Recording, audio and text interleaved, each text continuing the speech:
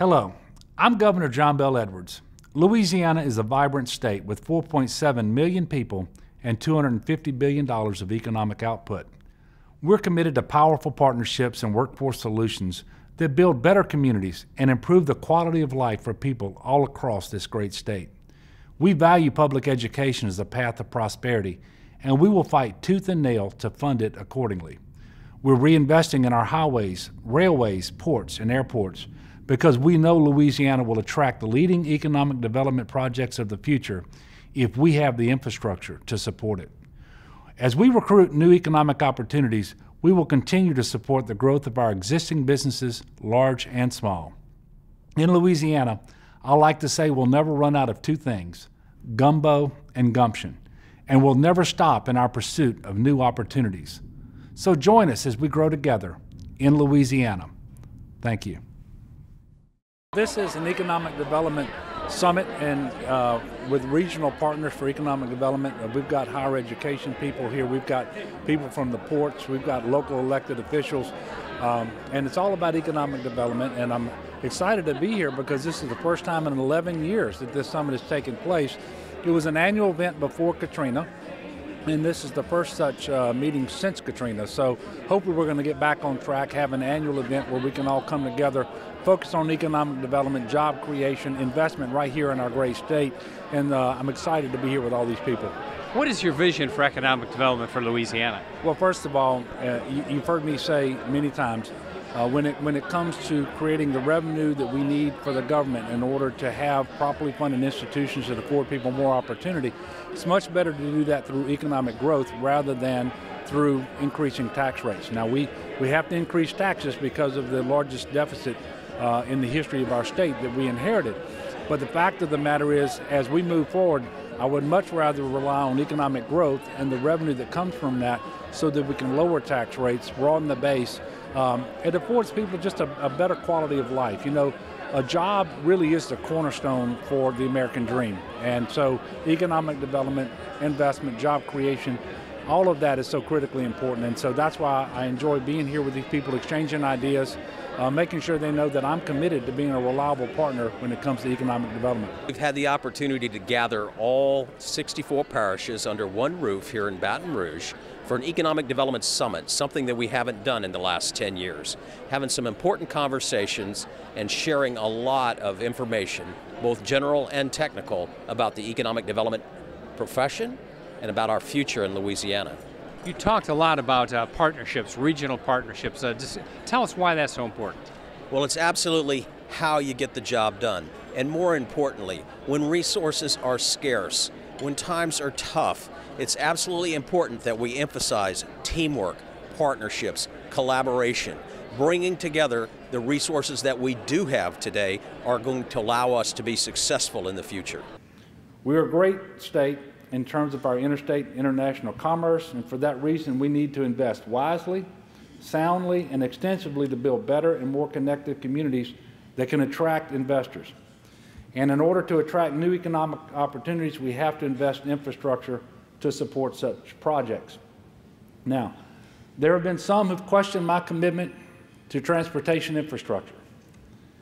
And I want you to know, I've been your governor for about 100 days. We've inherited tremendous difficulties, as you know. A $2 billion deficit for next year. Almost $1 billion just to finish out the year that we're in. And yet, in my first budget that I have presented to the legislature, not a single dollar is routed from the Transportation Trust Fund to the state police, which will leave $60 million more for transportation projects than my predecessor spent in his last budget. That's item number one. Number two, with that $60 million, in the very first year, we're going to double the investment in our Port Priority Program. That's number three. I want you to know that in terms of capital outlay, we don't have enough operational dollars across state government, whether it's our state agencies or our higher education institutions, that we can afford to build them new buildings. We also don't have the bonding capacity in our capital outlay program in order to do much of that work. because the projects in capital outlay exceed our bonding capacity by hundreds of millions of dollars.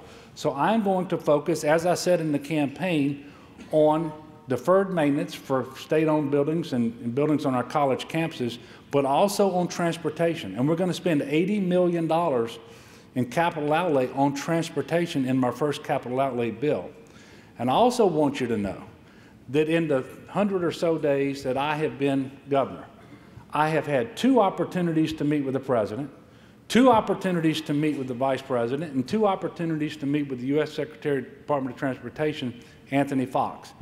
And that is 6 opportunities in total. In every case, I had the ability to talk to them about transportation funding for Louisiana to bring our federal tax dollars back here to Louisiana to free up the movement of commerce. And this works very well because the last transportation bill in Congress, the FAST Act, is going to allow for competitive discretionary grant awards to states to free up the movement of commerce along congested highways.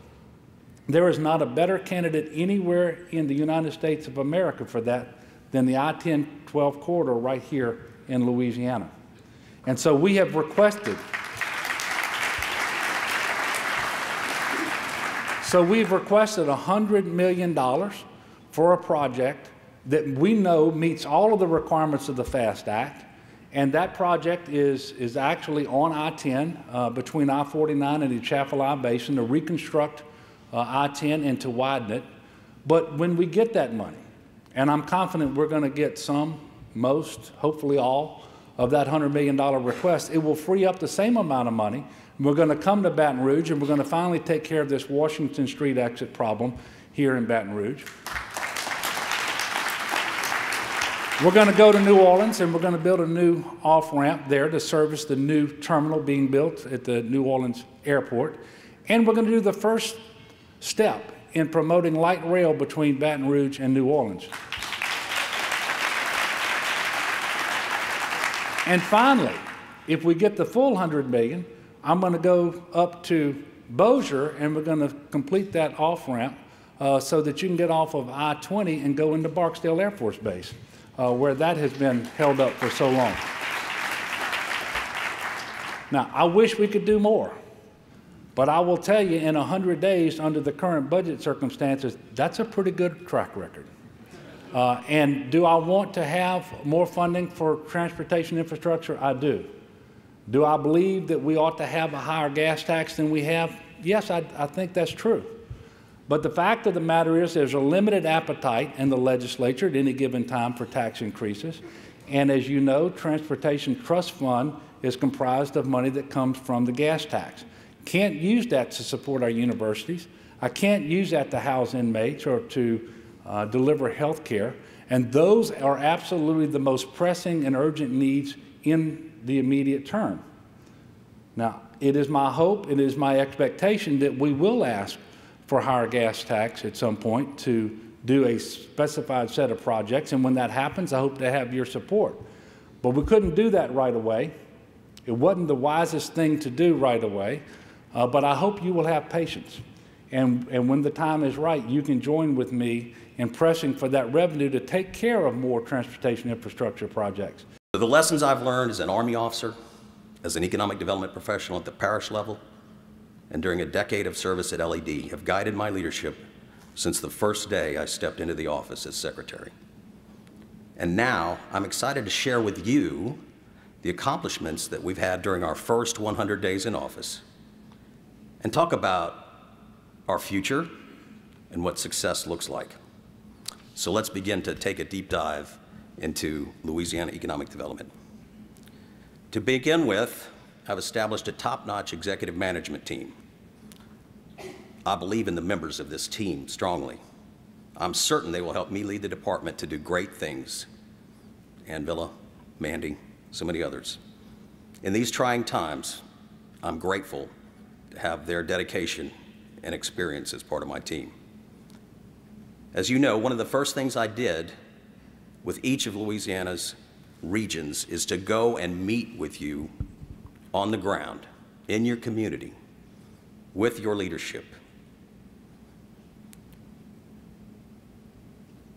We also reached out to our partner organizations and negotiated a cooperative endeavor agreement with LIDEA. Thank you, Frank Fink.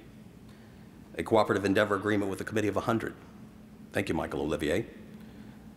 And strong partnerships are being formed with our key allies, such as the Port Association of Louisiana, Joe Accardo, Paul Alquin, others I've seen here this morning.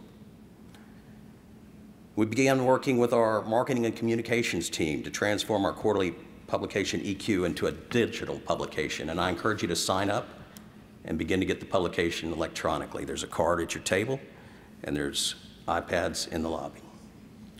We hosted the Industrial Assets Management Council in New Orleans, and we were able to give a strategic overview of Louisiana's advantages to 475 economic and industrial real estate professionals.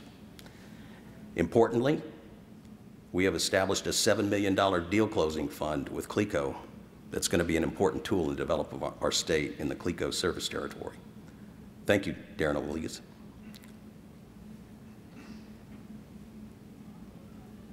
More than I'd like to, I've been a frequent visitor at the Capitol in the past 3 months, representing LED and talking to the legislature, working on budget and policy issues. Not my favorite part of the job, but obviously a very important one. Our efforts continue, and thank you for your important partnership.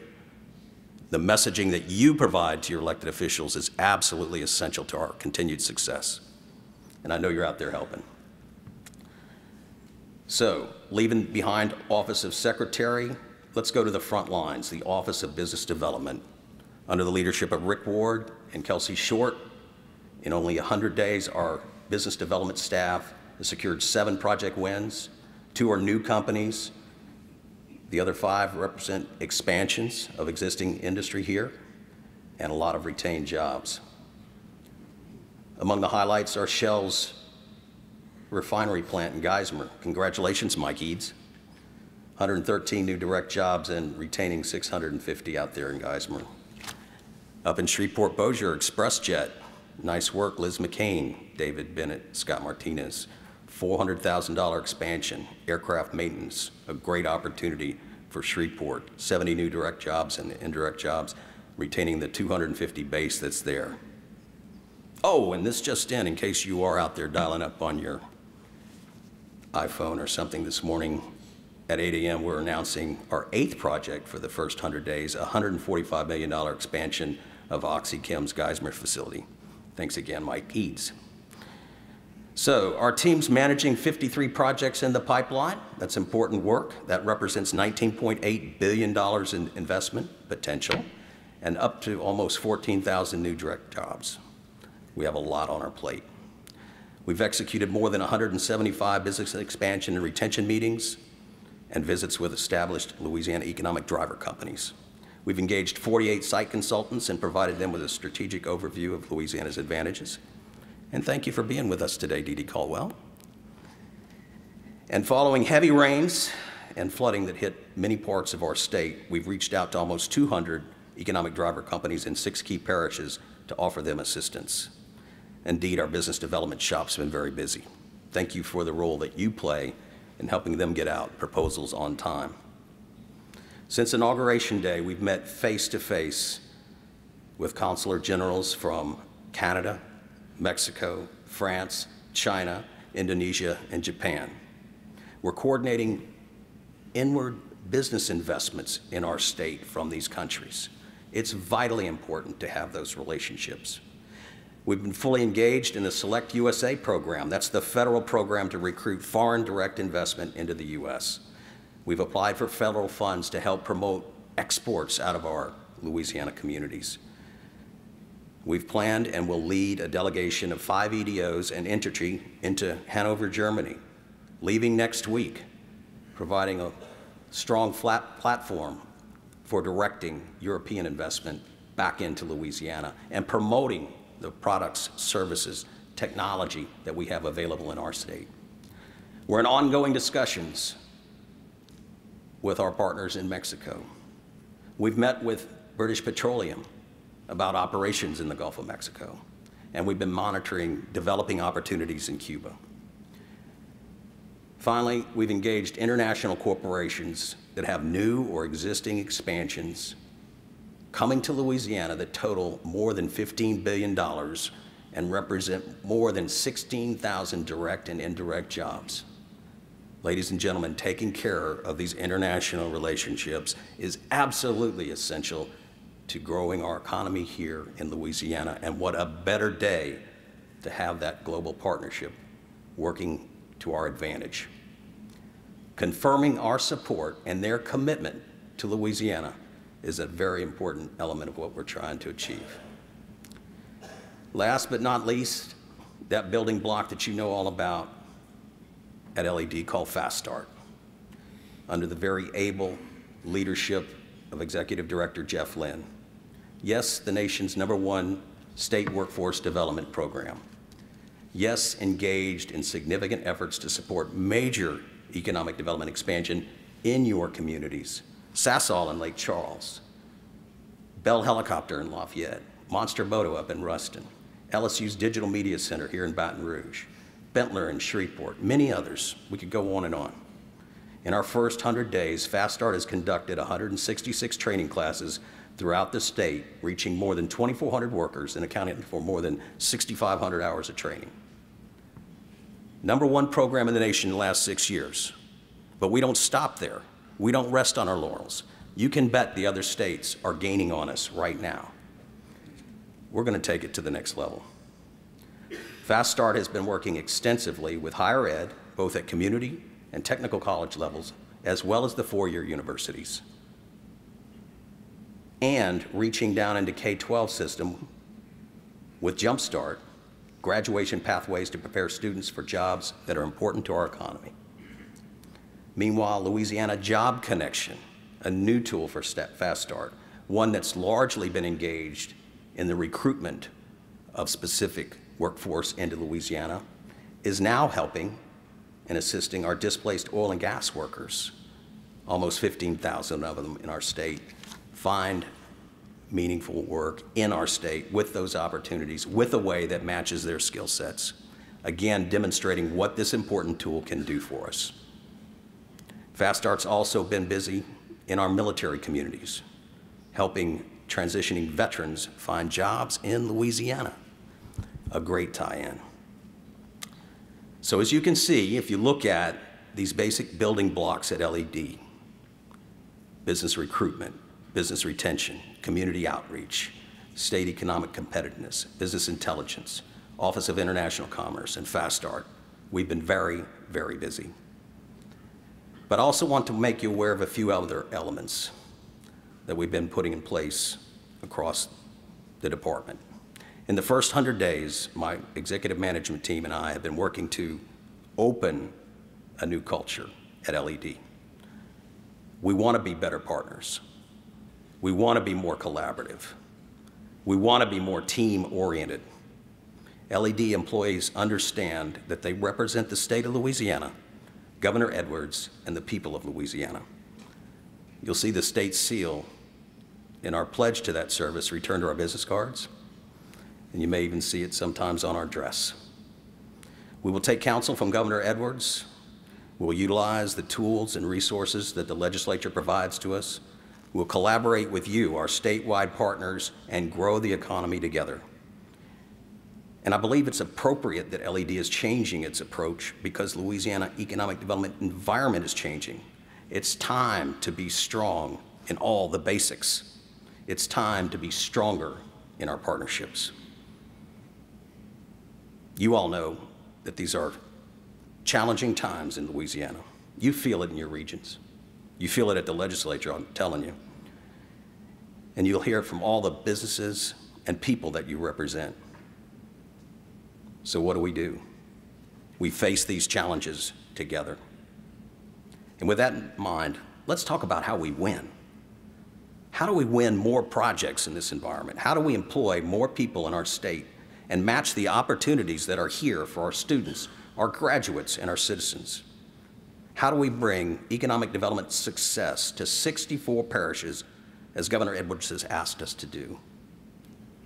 Well, first of all, I can tell you LED can't do it alone. Our state's big. It encompasses 50,000 square miles. It's home to 4.7 million people.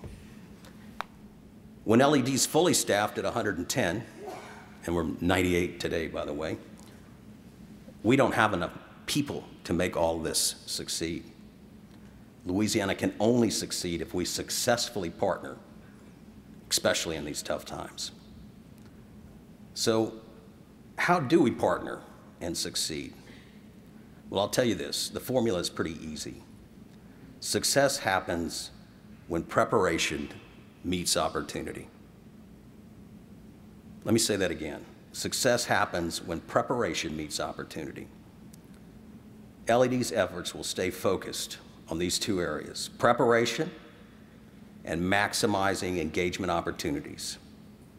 And we'll talk about what success looks like a little bit later. So what are our preparation efforts?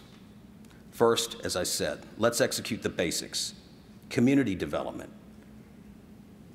Across our parishes, we must address the need for enhancing economic development, particularly in our rural areas, and working with other state agencies that impact local community economies.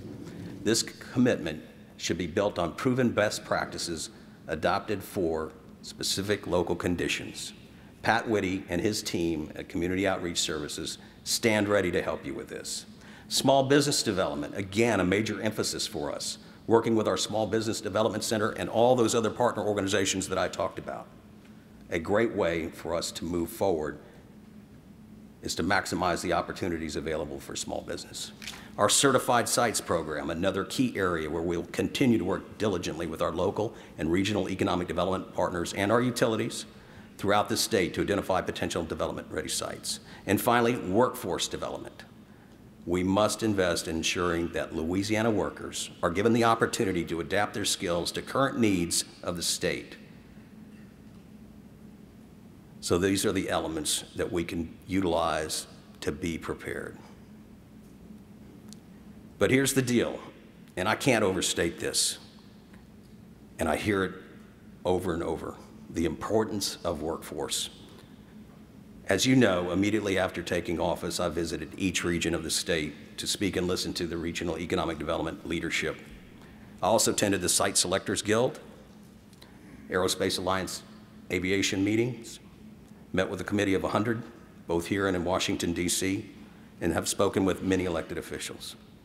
I listened carefully to what I was hearing at each of these engagements, and I found that the message was the same and it was resonating. Our most important task is to attract and win jobs in our state, but this requires an exceptional workforce. Workforce availability, productivity, and the level of skill are always cited as top decision factors for site selectors.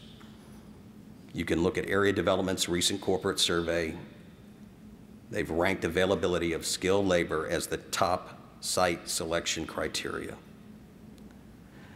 But the real focus is on these opportunities in a global marketplace. Let me provide you some context. New auto plants, Volvo, Volkswagen, BMW, not built in the United States. What does this tell us? The labor competition of the future is about low labor costs and robotics. And when given the opportunity, we'll embrace those jobs. But know this, low-skilled jobs are vanishing. The workplace of tomorrow is dominated by talented, educated, well-trained people. This is why we must all seek to connect skilled people to well-paying jobs in our state. The way that we promote economic development, it's a couple of ways I want to share with you. First way is kind of the normal way. We meet with customers when they want to expand or when they want to add new customer states. Make sure that we have power when they're ready to serve their needs at economic prices and so forth. As you heard throughout the day, Louisiana has some of the lowest electricity and energy prices in the United States. So part of what we're doing at Entergy, we're investing $5 billion over the next 3 years to continue to maintain that competitive position with highly reliable and low-cost, efficient electric rates. The other way that we work towards economic development of the state is with our Business and Economic Development Group. led by Ed Jimenez. In that role, we focus on bringing jobs and investment to the state of Louisiana. We partner with the Louisiana Department of Economic Development. We partner with each of the 8 regional economic development allies and with dozens of local economic development and local officials focused on bringing jobs to the area, focused on economic prosperity. We provide a number of tools and services free of charge, including our marketing of sites and buildings through the site selection tool, assistance with site identification, evaluation, and certification across the state, evaluation of communities, workforce, demographics, and industries, coordination of RFPs, custom GIS mapping, and 3D modeling. That's another way that we work with economic development to ensure prosperity of the state. But there's another way, and really this is one of the ways that I'm most passionate about, and that is our focus on education. Education is the key to economic prosperity in this state. And so most of our charitable contributions are focused on education. Some ways in which we work to enhance access to quality education included some of our early education programs, preschool and so forth that way. In the Baton Rouge area for primary and secondary education, we have partnerships, a $1 million commitment to Teach for America in city years right here in Baton Rouge, improving access to quality education. Another $1 million commitment to New Schools Baton Rouge, again, focusing on quality education. We also have a $1 million commitment to our flagship university, LSU, focused on an engineering program because we know so many of the jobs that are available in this area are in the technical range. We focus on our technical schools. We focus on job creation through various means. And also I want to note that we're also focused on certifications and technical training, of which we will have a significant announcement. We're working with Louisiana Department of Economic Development and the Governor's Office. We hope to have an announcement on that soon that will be significant. And so, as I noted before, our success is tied to the success of the communities we serve. We cannot thrive unless those communities serve, unless our children and our citizens all have economic opportunities. Our city is 24,000 people located on I-20 between Shreveport and Monroe. Best known for the home of what we consider the second flagship university in the state, Louisiana Tech University. And Dr. Les Geis is here today, and I think you'll hear later on in our presentation how important that university is to our city. But also 5 miles away we have Grambling State University. So for decades, our city and our parish has depended on higher education for the job growth within our city. When I became mayor, Christy Lumpkin is our economic development person, and she does a great job. And I said, look, we've got to change this. We've got to expand.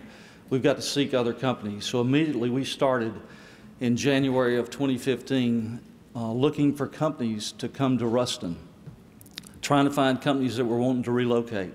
One of those companies was Monster Moto, a company that had already been to Louisiana, had worked with LED, had gotten incentives, had been to other states, had visited cities in those states, and had decided to go to a city in a neighboring state.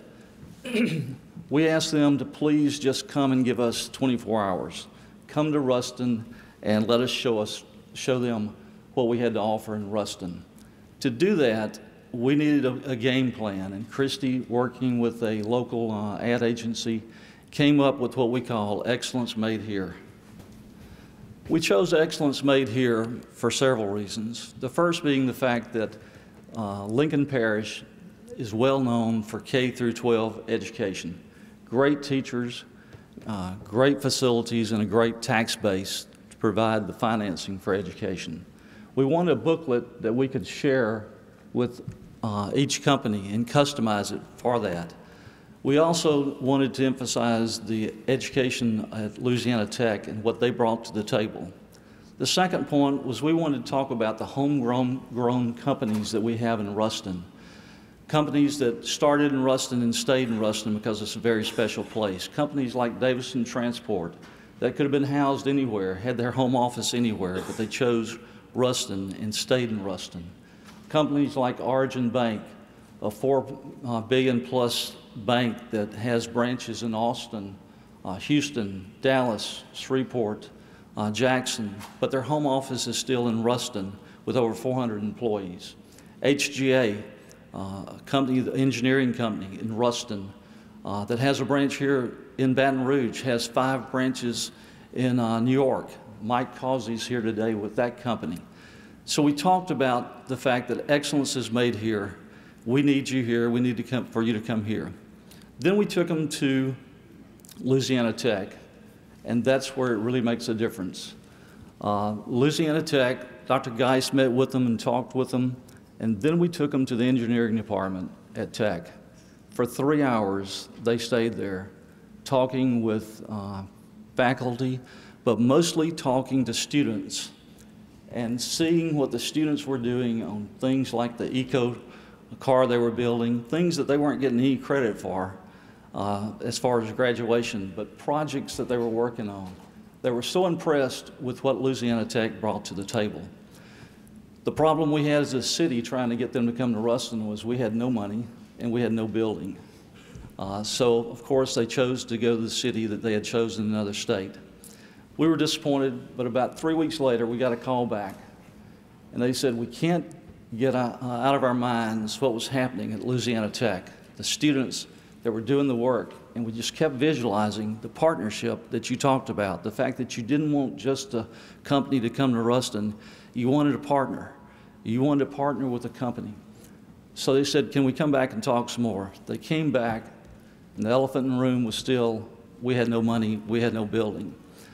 But we started looking at the building situation. We had land. We had an old airport that was closed down many years ago when we built our new one. So we started looking at taking part of that land, donating it to our LEDC, which is Lincoln Economic Development Council, letting them lease that land to a private investor in our city, letting that private investor build a building to Monster-Moto's specs, and then leasing it back. The city, the only thing we have on the hook is really, the hook for is really, we guaranteed the rent for 2 years if anything happened to the company, but we also asked for the right to buy that building back from that company, private investment company, at any time. So we felt like it was a win-win for us. There were several key components to this whole process. First, no doubt about it, the incentives from the state, from LED, were huge. The private public partnership on the building was big. North Louisiana Economic Partners, their help in recruiting this company. But then the key, I go back again, is Louisiana Tech. Now, I'm sure many of you are sitting there saying, well, great, Ronnie, you've got Louisiana Tech. We don't have a college in our town. I can promise you Dr. Geis will go anywhere to help economic development in the state. That's the reason he's here today. He's helped Shreveport, Bossier, Monroe, Minden, 3 minutes, gotcha, all types of cities, and he's willing to do that. But that was the main driver to us getting Monster-Moto. This is the announcement 1 year ago, in fact, April 15th, when our former governor came and introduced the fact that Monster-Moto would be coming to Ruston. This was a big day for our city. It had not happened in a long time, so we were really excited about it. This is the new building that's almost finished. Production will start in June. But this announcement for Monster-Moto coming to Ruston was big for our community for several reasons. It changed the total attitude of our city about economic development. And I can tell you the biggest difference it made. April 9th, 9 days after the state had increased the sales tax by 1%, 69% of the voters in Ruston went to the polls and voted yes for a 3/4-cent sales tax on top of the 1% the state had already done. That's a dedicated tax for mostly infrastructure, allows us to do $120 million in infrastructure. But the big piece that Christie's excited about, there was a part of that that was designated to economic development. So our folks in our city are really excited. This entire announcement a year ago changed the attitude of our people. We're moving forward. Our folks are excited about this sticker being on all the bikes and go-karts that are made at Monster Moto's plant starting in June. They'll be shipped all over the United States, and they're excited because this is something that's happening in Ruston. I invite you to come to Ruston, North Louisiana. It's a great place. Come visit us, but go by and see what's happening at Louisiana Tech University. Fabulous university. Dr. Geis is doing a great job, so please come to North Louisiana, visit us, and check out what's going on there. Louisiana Tech takes its role as a university in supporting economic development very seriously. We like to work at a statewide level as well as a regional and even a community level with the city of Ruston. One of the things we recently did, Mayor Ronnie Walker was just speaking about, was attracting a company like Monster Moto that makes small vehicles for children, and attracted 300 jobs to the city of Ruston by connecting the assets of the city with the assets of the university, and with some support provided by Louisiana Economic Development with incentives to really create a great economic driver for our community. To put into context of what we've created here in Louisiana, I wanted to share with you what's happening at IBM globally. We have a network of software development centers around the world. In fact, approximately 46 of them. And we have 4 here in North America and 2 here in Louisiana. And the reason this is important is this network of centers, from a client perspective, allows for 7/24 support. And all the centers follow the same process, methodologies, and tools. So it's seamless end-to-end delivery for our clients. And each one of these centers has a competency built on IBM's technology preferences and industry dimension. So what we've created here is a small group of centers in North America that's supported globally. And if we need to find subject matter expertise, we can find it anywhere in the world. So a little closer to home here in Louisiana. As was previously mentioned, we have 4 centers in North America. Our first center is in Lansing, Michigan, which is on the Michigan State University campus, and it started back in 2012. And then we had our announcement of our Nova Scotia Center in Canada. This is a partnership with the province of Nova Scotia. And then, of course, our Baton Rouge Center, which was announced in 2013. And our commitment here is 800 jobs by 2017. And then most recently, our Monroe Center, which is a partnership with CenturyLink. Our commitment there is 400 jobs. And in fact, we just had the groundbreaking ceremony a couple of weeks ago there for our new building.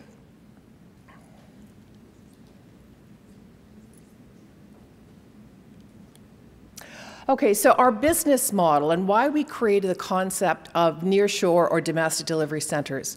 From a client's perspective, we can do work on their site or in a nearshore domestic delivery center like Baton Rouge or offshore.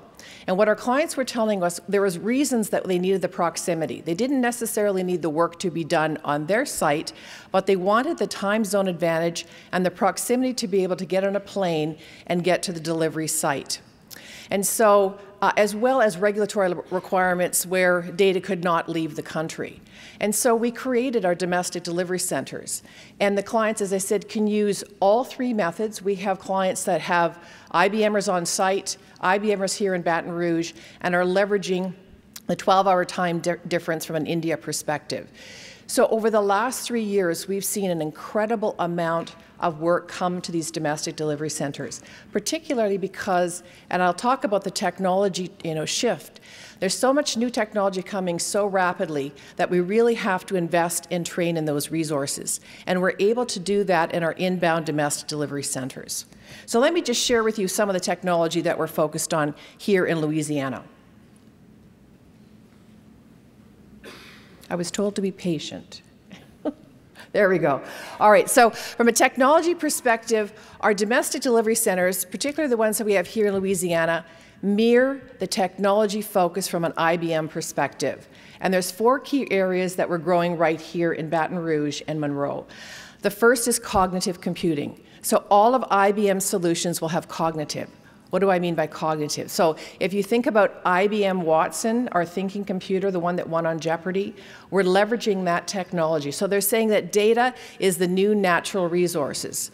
So through cognitive computing, we are changing industries. So think of healthcare as an example.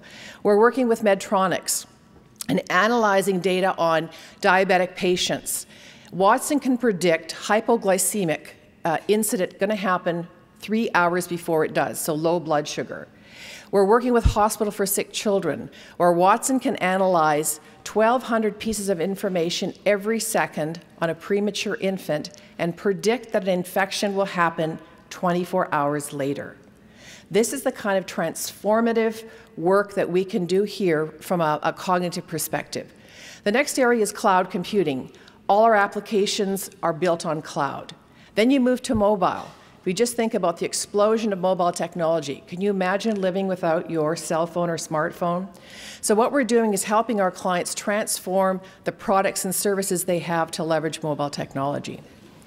And the last area is social. I can't read the screen here. The last area is social. So we have a terrific partnership with Apple where we're creating 100 new apps in 14 industries really to leverage Apple's front-end technology with IBM's back-end. And so my last 3 slides very quickly, why Louisiana? The first is the state and local partnership. It's the beautiful building that we have to house all of our employees on 100 North Street on the Mississippi, 100,000 square feet. It is a fantastic location and one that our employees love to come to work in every day. It's the incentives around recruiting, relocation incentives that we have, training incentives. Our model is 60% new graduates. Yes, 60% new graduates, so the training incentives are critically important for us as we bring employees on.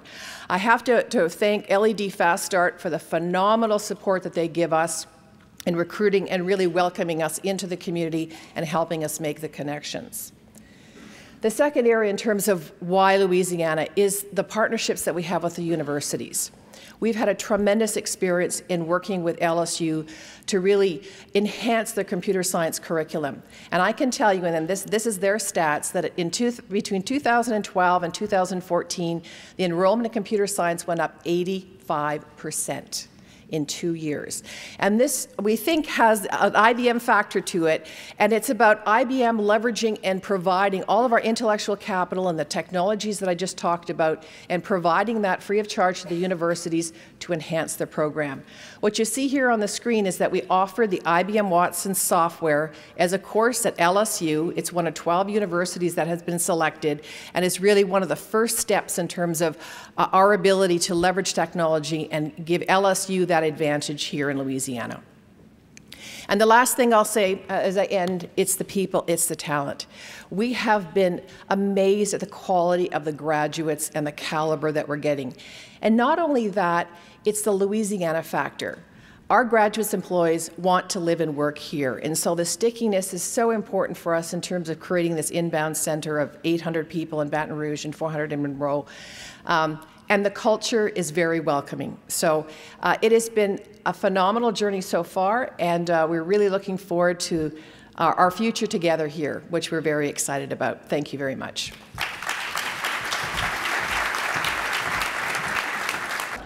Well, there are 3 main reasons that IBM invested in Louisiana. The first is the partnership with the state and the incentives that they provided, particularly the building, the incentives around recruiting and training, which are critically important because our commitment is 800 jobs in Baton Rouge and 400 in Monroe, Louisiana. And tell us what potential do you see for further growth in Louisiana? Well, our commitment, as I said, is 1,200 employees, and our focus is bringing in those graduates and hires over the next couple of years. Tell us a little bit about the state's workforce development efforts and how that's important to what IBM is doing in Louisiana. One of the key factors here was the partnership that we have with the universities and their commitment to triple computer science graduates. And we've been working very closely with LSU and their computer science in leveraging all the IBM technology, as well as our Watson Cognitive Computing course, which is now offered at LSU. Economic development in Louisiana, when we searched for this type of partnership, we looked at over 350 sites across the nation. It came down to 3.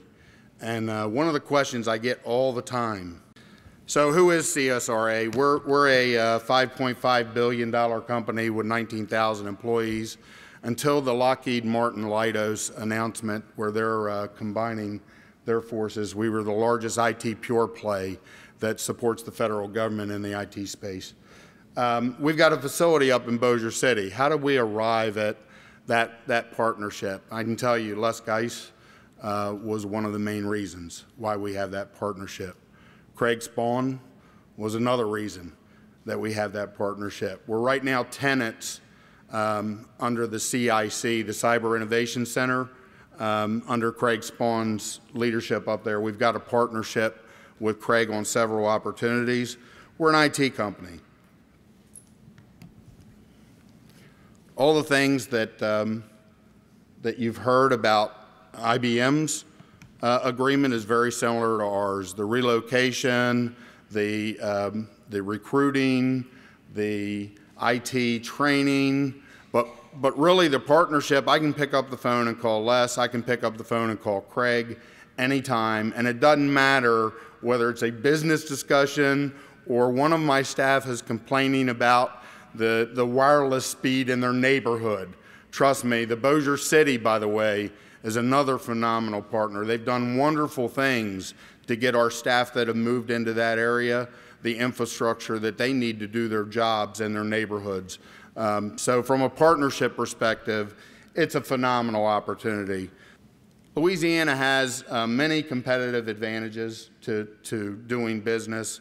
We're building a 96,000 square foot facility. We're negotiating. The first visit I had down here, Les, by the way, we spent last September of 2014, we spent 3 days with him and his staff. And the kind of partnership that we have, Les was there. I know he's got a very busy schedule. Les was there, his senior staff was there.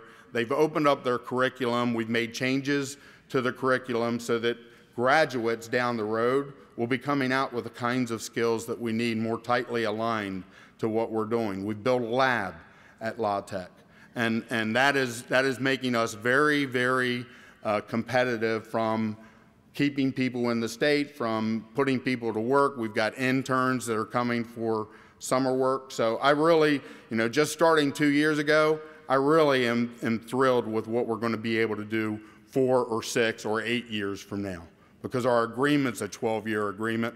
We're already looking at another facility in the area. So just over 2 years into this partnership, we're looking to blow our way our commitment of 800, and we're looking at a second facility. Thanks. GE Capital announced the opening of a digital center in New Orleans back in 2012, and we made what we considered a very large commitment on behalf of the company to help with our insourcing needs and to help grow talent within our organization. And many people asked, well, why New Orleans? Because the question mark was, really New Orleans? And now we can sit back and go, yeah, New Orleans. And the issue was really, how do you take an opportunity that most of the other employers could not see? And for us, the opportunity was building the center, the opportunity to relocate staff into New Orleans. We brought back many alumni from the city itself and from many of the universities. My favorite story is a gentleman who left New Orleans back in the early 80s, went to Notre Dame, got his degree, went to work for GE in Wisconsin, spent 10 years with GE, and then came home to New Orleans. And now he's leading our ITLP leadership program globally, and he's doing it from the city of New Orleans. So this is the impact that economic development can have. The other thing that's interesting about us coming to New Orleans is it's the idea that we are building an ecosystem of talent, and talent is critical for all of these centers to succeed. And all the ships have to rise at the same time. So one of the things that we really focus on is not only recruiting talent and getting them into our center, but how are we working with all of the universities across the state? So we have a rather significant relationship with UNO. We developed a program in conjunction with them called the Software Engineering Apprenticeship Program, of which we started in 2013, and we've since hired 20 apprentices out of that program. And they have basically accelerated their career by 5 years by going through this program. They start as juniors while they're in school, and by the time they graduate, they will have as much development experience as a 5-year private sector employee. Additionally, with all of the other schools, what we're finding is that the talent in Louisiana is great amongst a couple of ideas. First of all, they're hungry to learn the new technologies that are out there. They're also hungry to stay. And what this has done for us is created a center of gravity that now is being exemplified across the entire GE ecosystem. So New Orleans is now our best practice when it comes to technology centers, based on the culture of collaboration and open marketing that we've created. Louisiana was recently registered as one of the best places to do work, and I think that's evident by the type of talent that we're seeing and the growth that we're able to do and how we're serving our customers' needs. What advice do you have for Louisiana when it comes to growing the workforce? Well, my advice would be to continue to support our higher education system and our community colleges and our high schools to improve STEM and produce those kind of graduates that can take on technology in their future.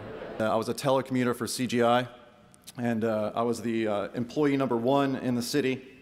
What you'll see there is a photo of a number of our members in the office that we have now in Lafayette. We have 230 people working there now. We opened up in October of 2014. Since January of this year, we've hired 100 people. The big part of that, it comes from a partnership that we have with LED, Secretary Pearson and his team, and Jeff Lynn at Fast Start, our partnership with Greg Gautreaux at LIDA, our partnership with UL, and our partnership with One Acadiana and Jason and his team, and our partnership with the LCG. And if I might have missed a partner, but the reason we picked Lafayette and the reason we opened up our center there is exactly what people were talking about earlier today, and there's those partnerships and those relationships.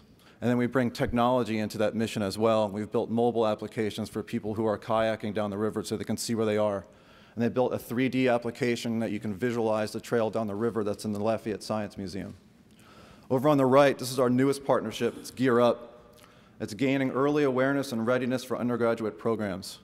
This is a program that is in the Lafayette public school system that focuses on underprivileged students and making sure they're ready for college when they graduate. So this extends from middle school up into high school. We sit on the boards of 3 different high schools of choice within Lafayette to help them shape their curriculum as well. So what we're trying to do is go all the way down to middle school and even before in order to help make sure that that workforce is available to us. I think that's it. Thanks for listening. And again, it's been an honor to speak in front of all of you. Thank you. Louisiana is very competitive, particularly on projects that have a huge logistics impact. Energy prices, skilled workforce, these are all great benefits for Louisiana. What do you see for Louisiana's future? What do you think is going to be necessary to enhance economic development in the state? Well, I think that workforce development for everywhere is one of the key factors to advance economic development. I also think that continued investment in sites and infrastructure is going to make the difference, and leadership. Louisiana is extremely competitive. They've been known for being able to close deals because of the leadership, because of their ability to put resources on the table to close deals, and I think that's critically important. Moving forward, it's going to be about workforce training and education. That is the #1 issue in economic development, and when we do that right, it puts us in the best position to be competitive with around the world. We're talking about a 21st century global economy. Louisiana knows how to compete, and I think they're going to continue to do so. But it's about local leadership. It's about greater collaborations, better partnerships, and it's about staying focused on building a pipeline of skilled workers for the future. At the summit where we are today, there's a lot of discussion around how do you get communities to work together in an organized way, and then how do you pull them together in alignment with state partners, whether that's the Department of Economic Development or a lot of the other agencies. And we have seen that growing in importance in the last decade, where Louisiana, you're starting to see it organizing regionally, where they come together in every part of the state to try to collaborate. And that's been working successfully. In the Baton Rouge area, we've been doing it for about a decade, and it's something that probably more than anything relies upon a foundation of trust and communication that happens all the time to make it work. I think that there's a new spirit that is certainly energized and is dedicated to this idea of a more collaborative, more partnership, more teamwork-oriented approach. I think folks get it, and they know that that's our pathway to success. I remain very optimistic about our future, and I know that people in this room share that optimism and also share the resolve that I have to fix our problems, put ourselves on a more stable path forward, and then we will strategically reinvest in those critical priorities as we are able to do going forward. But these folks are going to make economic development happen for Louisiana. I'm excited about our future. I'm excited about what we're going to have available here in our state for our children and for our grandchildren. There's absolutely a great deal of resources available at our website, OpportunityLouisiana.com. They can also sign up for our electronic publication, Economic Quarterly, EQ, at that site. Please visit it, join us, get the most current information.